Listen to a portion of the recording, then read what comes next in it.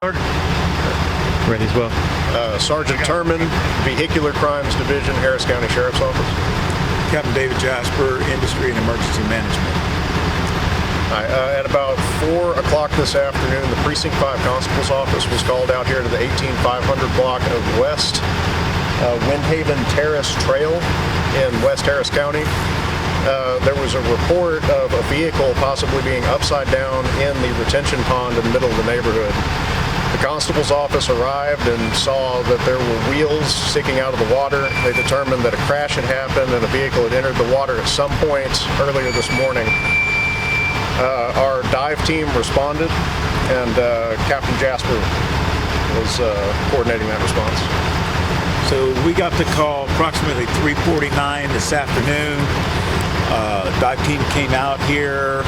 You can see the wheels sticking upside down out of the water. There's damage to a little pier out here. You can see the tire tracks. Our diver went out there, did an initial search on the ground around the vehicle to ensure nobody was ejected from the vehicle. He hooked it up, got the heavy-duty wrecker out here.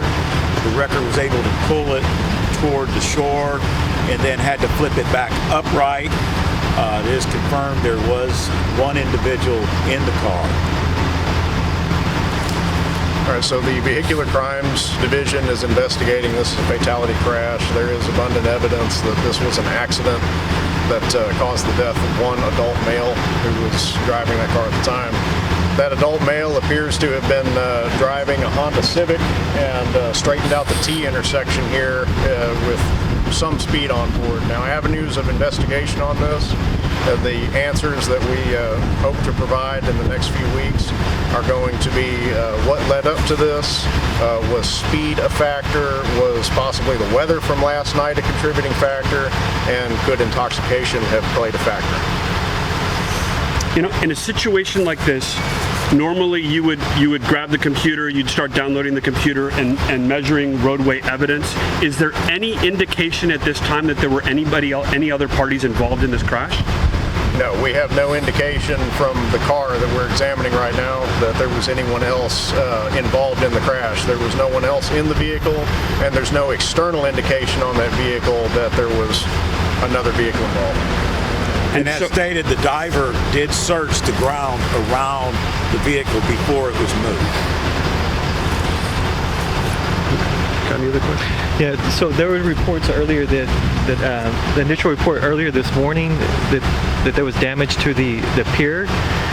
Was that reported to officials, or was that just something that was posted on social media? I think it was just posted on social media because the first call that came in approximately 2:30. The constables may have received that call at 2:30. So part of our investigation on this is to collate all emergency calls for service that are related to this incident. We're able to do that by mapping a geographic area to determine all the calls that we came in.